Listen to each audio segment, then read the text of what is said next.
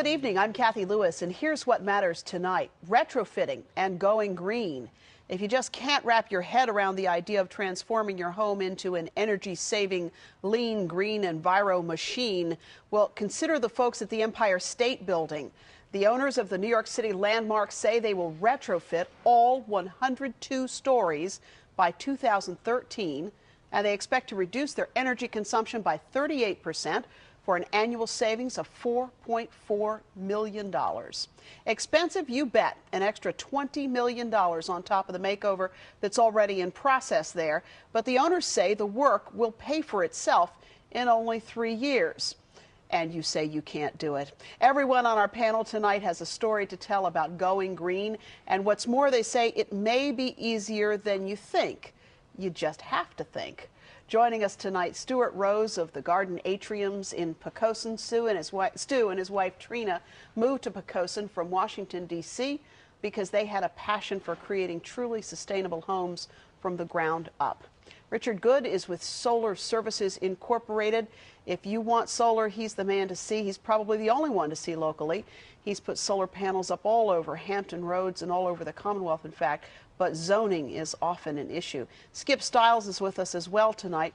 Skip's home was damaged pretty significantly by fire, but what's rising up from the ashes is a sustainable future. Skip is also the executive director of the Wetlands Watch, and he's been serving on the Environmental Commission. So we'll talk with all of them about this issue tonight. Glad to have all of you with us. Thank you so much for being here. Stu Rose, you really have thought about this as a philosophical issue for a long time, this issue of sustainability. And I thought we might start sort of looking at the big picture and maybe telescope down to Skip's house and to solar panels and the rest, if that's all right. You've been an architect and a leading architect, but very interested in this idea of sustainability. I wonder if there are just a couple of ideas that come together for you on the issue of sustainability that really caused you to say, boy, we really have to start doing things in a different way. It's a question about how big we're going to go. The changes happening in the earth right now, which include our economy, are all key to sustainability. It's not just like, let me live a little greener, but our climate, our air, our food, all of it keys to sustainability. So what I'm going to define sustainability as is the ability to live with what comes to my sight in terms of the ground, the air, the sun, the rain. And can I live, but not in a cave? I want to live well, right? So it's not a matter of having to go back to primitive caveman days. And when we came down here, we decided we'd go new construction. And I think the first thing I had to think about was a term called net zero. How do I live with what comes to the earth without having to rely on other things? And so we defined all the dimensions that are involved: heating, cooling, power, water, land use, because we have urban sprawl, air quality. People don't think about air quality.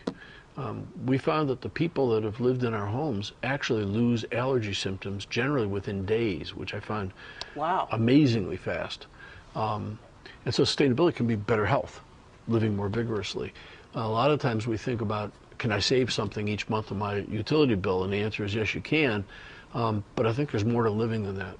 Now, you say that's not really the reason to do it, right? The reason to do it actually is to live better. That's the best way I can describe it. The changes are coming, and they're going to be huge. I mean, huge. And most people have no idea. And the economy that people are nervous about right now is like having a bit of a fever where the real problem is the cold. Talk about that for just a moment. When you talk about what's coming, I think it's particularly interesting around the issue of food, which we don't often think about as being linked to this issue. But food, just as an example, is pretty significant. I saw an article. It was just actually a notice at the bottom of the Washington Post, and it was in most papers, in 1997. And it was an announcement the People's Republic of China made that they were, for the first time in their entire history, going to become a net food importer. Well, we read a lot of trend publications because we work as consultants to architects and engineers around the country. And one of the trend publications said the real story was that China had a 25-year straight line decline in food production. So they were going from diminishing amounts of export to now the start of import. The problem is it's the biggest country. And if that line continues, which it has for 11 years now, at some point, the rest of the world won't have enough surplus at any price to sell them. And that's 2016. And that was best case scenario. And so when people are looking at sustainability, I think we need to think about not just heating and cooling and the usual things, but to me, food is going to be just enormous. And that's one of the interesting things, to look at the ways in which these issues really intersect. When you talk about this whole idea of thinking globally and acting locally, it's really true. I mean, there are ways in which this really does come together. I think the way things are going to happen, the internet's going to be there. And we can go online and buy things from almost anywhere in the world, almost anything. And we can trade with an international currency called Visa, MasterCard. Well, you can reserve hotel rooms in any country, and we have almost a universal language now, English, any part of the world. But I think you're going to find food, for example, the average distance a piece of food travels to get to our plate is 1,500 miles. And we can't sustain that. Oil prices are going to be going up. We hit what's called peak oil, which is the balance of supply and demand, in 2006. So that the world cannot produce on a given day any more barrels of oil, but demand is continuing to go up. And that means that while gas prices came down a little last year, they're going to go right back up before the end of this current year. So against this global backdrop, you and your wife came down to this area from the D.C. area. What is it that caused you to choose Poquoson for the garden atriums, which are just magnificently intriguing and net zero places to live? When you develop a project for us, we're putting all our assets on the line. And I wanted to coach a successful developer. I couldn't get a single developer in D.C. that would even coach me. And we weren't asking for money, advice. Sure. And we found one down here on the peninsula. And he said he thought Poquoson might be the best place for it. And the area, generally Hampton Roads is more conservative as an area. But he had agreed. He said, you know, you're doing kind of a pioneering thing, and I want you to understand pioneers are people with arrows in their back, but I will give you counsel. And he's done that, and he's very conservative, and he gets kind of amused at what we're doing. Right. But I think he's starting to understand it more. So how many original garden atrium, how many units do you have? The site will hold 7. 4 are complete and occupied. The 5th one should be done in about 4 or 5 weeks. And we've got some pictures of them, and they really are spectacular. It's just a beautiful, lush living environment, and more importantly, I suppose, from your perspective, I'll say as importantly, it's also what you described as net zero. Which means what? I live with what comes onto the site. So we will generate more power. For example, Richard provided the photovoltaics, and in the daytime, we're putting extra power into the grid. Sun goes down, but we need power, so we take it back from the grid, and at the end of 12 months, it should come out zero. Wow. Unless we, overuse on our things. Yeah, well, there you go. One of the things I do like, when people bought the houses so far, not one of them said sustainability was our goal. Not one. Number one was aesthetics.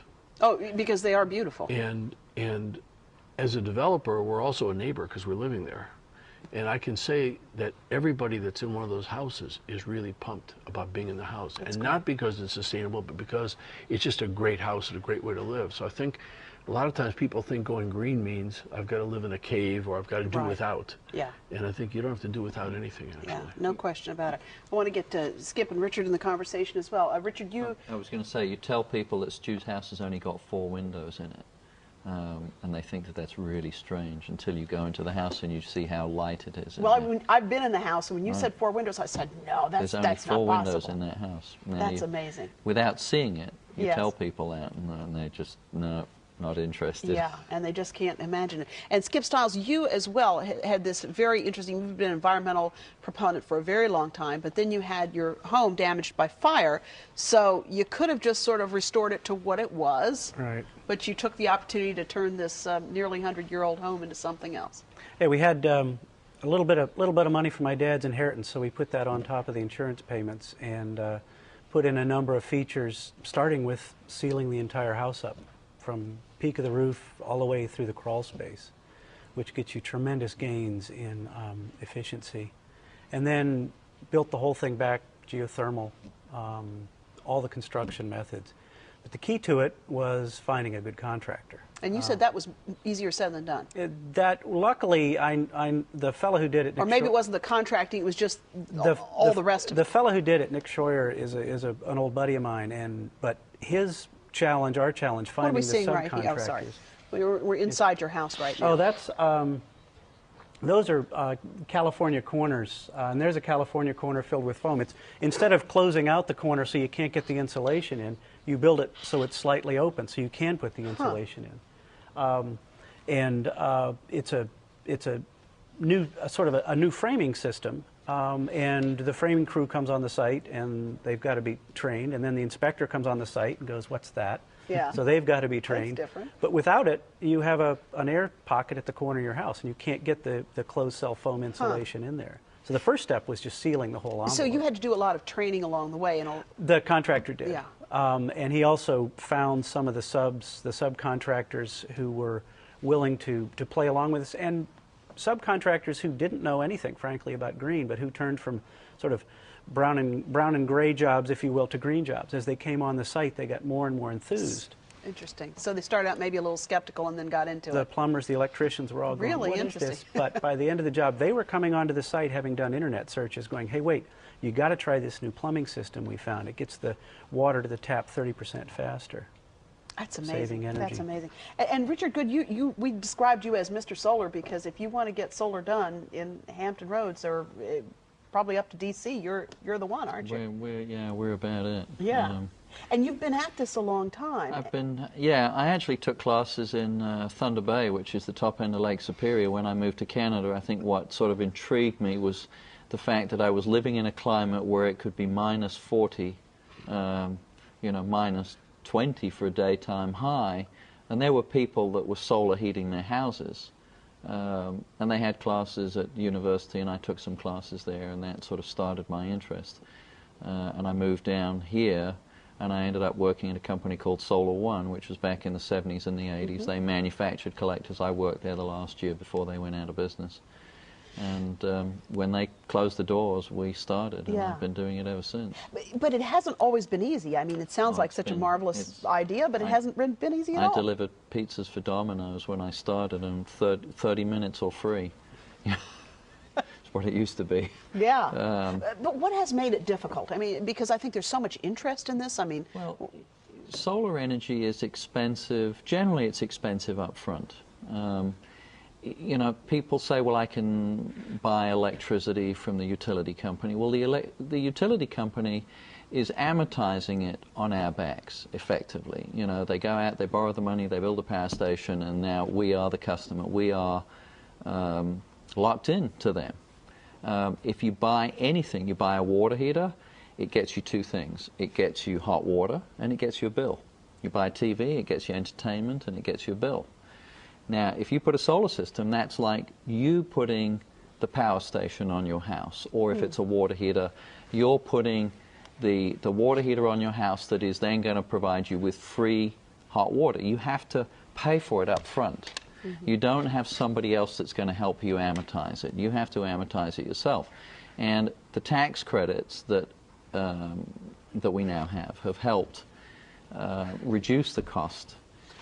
But I heard you say at a conference the other day, which is one of the reasons I got interested in doing this as a show, I heard you say that you've had people that have called you and said, I want solar, but you have to come in the middle of the night because I don't want my neighbors to see this because I'll get in trouble. Yeah, we have a job to do in Northern Virginia, and we have to come after all of the people have gone to work in unmarked trucks, and we have to leave before they come home from work.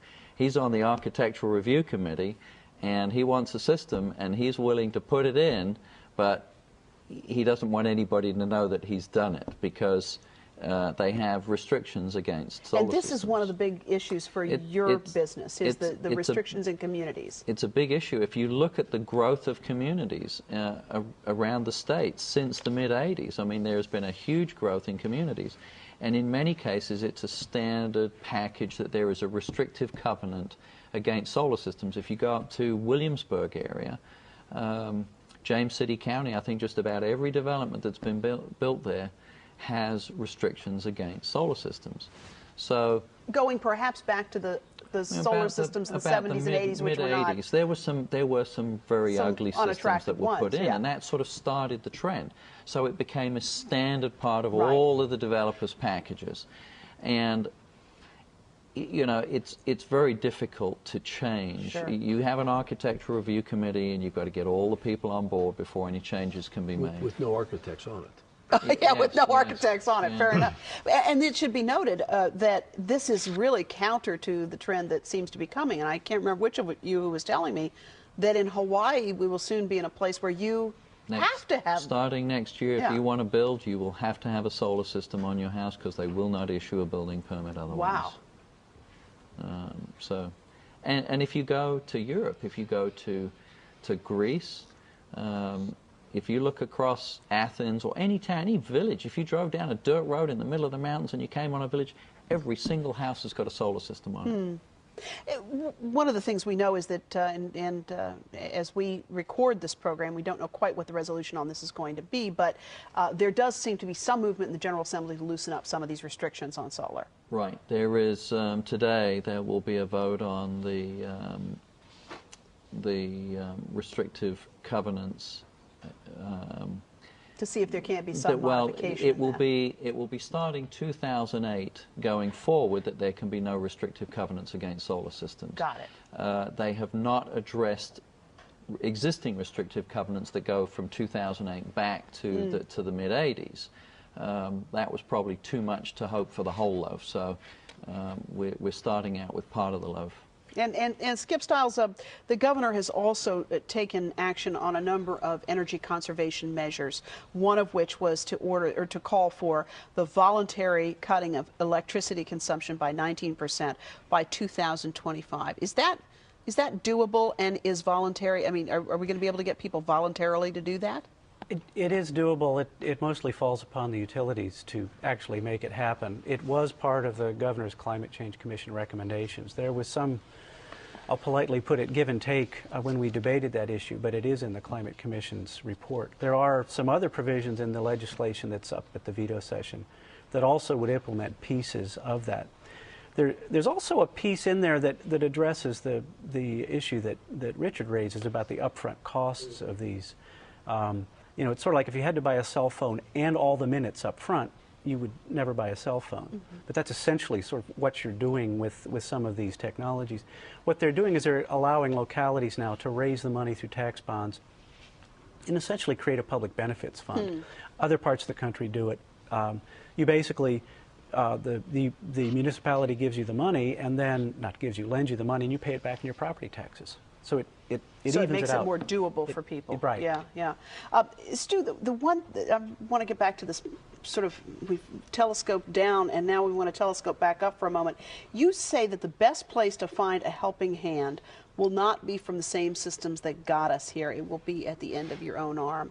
That's a really, you know, I think we're looking sort of out there to say, how do we fix this and what do we do? And, you know, what is the government going to do? And what are the utility companies going to do and all the rest of it? You say a lot of this is in our own hands.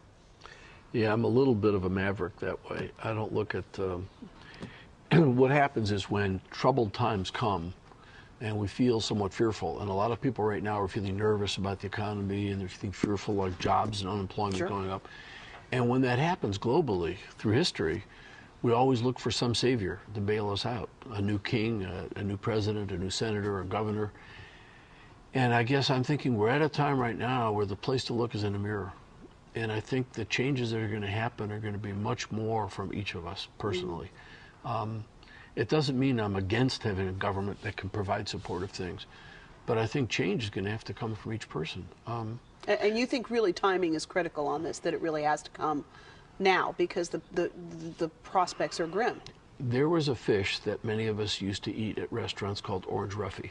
Right. They discovered it at a slightly lower level in the ocean near New Zealand. Orange roughy got fished out in 14 years. Everybody eats tuna. 90% of the world's tuna is fished out already.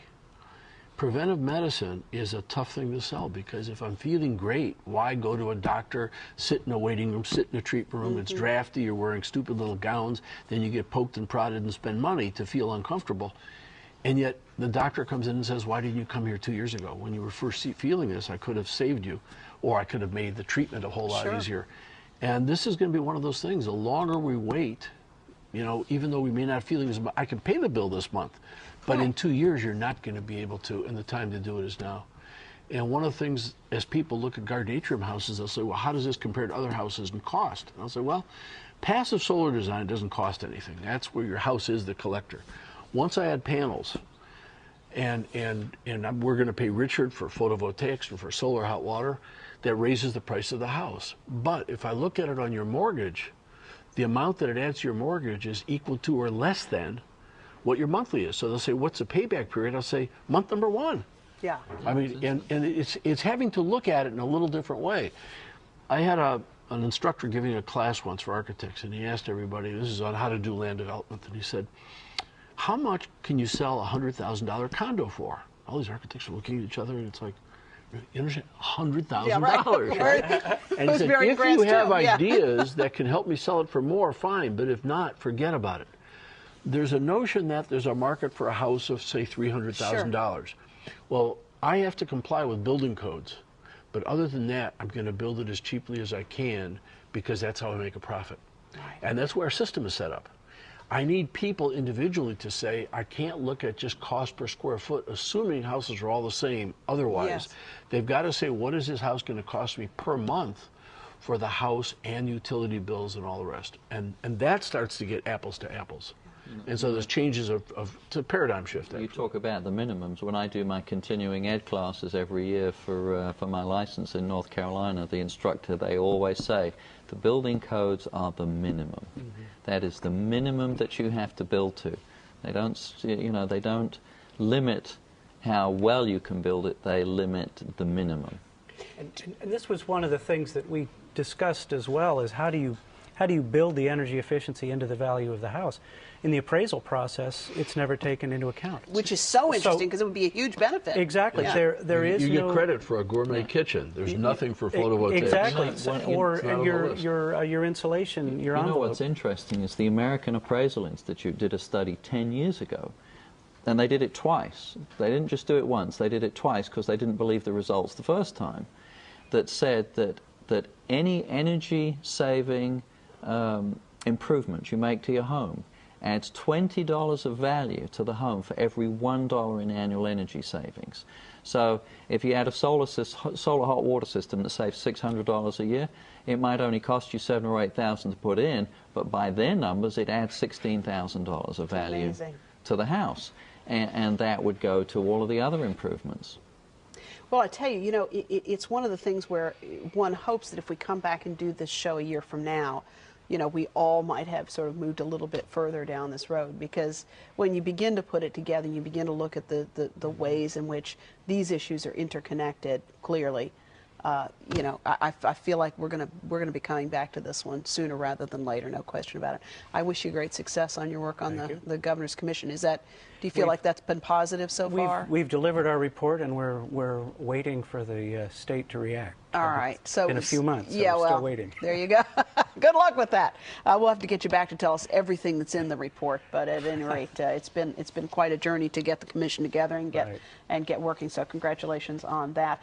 Richard Good, thank you so much for being with us tonight. I feel like we got Mr. Solar for the whole Commonwealth right here. So I worry about people who are waiting for systems to be installed. So I thank you for being with us today.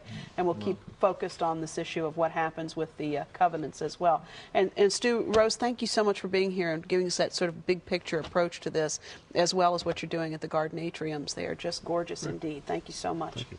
And I'll be back in just a moment with a final thought.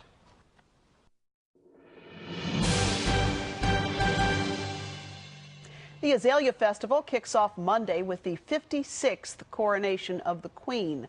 But this year, as last, instead of a queen who's the daughter of a president or a diplomat, Queen Azalea 56 will be a very active-duty military officer. This year, Captain Magdalena Dvorakova of the Czech Republic.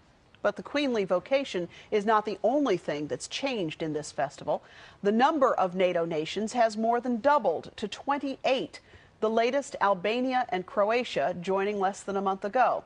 And as the alliance has grown more complex, the way Norfolk honors it has also become more sophisticated. In addition to the Queen and the 28 young women chosen to serve as princesses, for the third year there are student diplomats as well, 28 young men and women who compete to represent a NATO nation. They are paired with the actual military liaison of the country they represent, and the liaison confers with them during a mock NATO meeting featuring recently a terrorist attack on the fictional island nation of Corona and an attack on the harbor at Barcelona. It did not take long for the students to learn that each of those 28 nations is not just a member of NATO, but also a sovereign nation in its own right. And the exercise was a great way to experience all the shades of gray that color our global relationships in these complex and interconnected times. NATO's presence in Hampton Roads has made us all richer, as reaching beyond one's borders tends to do. So maybe I'll see you Monday at the coronation of the Queen, or at the World War II military poster exhibit, or at the World Affairs Council dinner considering the strategic future of NATO, or at the Azalea Night at the International Tattoo, or at the Parade of Nations on May 2nd in downtown Norfolk. And that is just a partial list of what's going on. You can get the whole list at azaleafestival.org. And the next time you read an article about the NATO alliance, know that much of that story takes place right in our own backyard. You can write us or call us. It's very easy to be in touch, and we'll let you know what's coming up in the weeks ahead. We have a big bus ride coming up for you next week, and so that'll be next Friday on What Matters. Thanks for joining us. We'll see you then.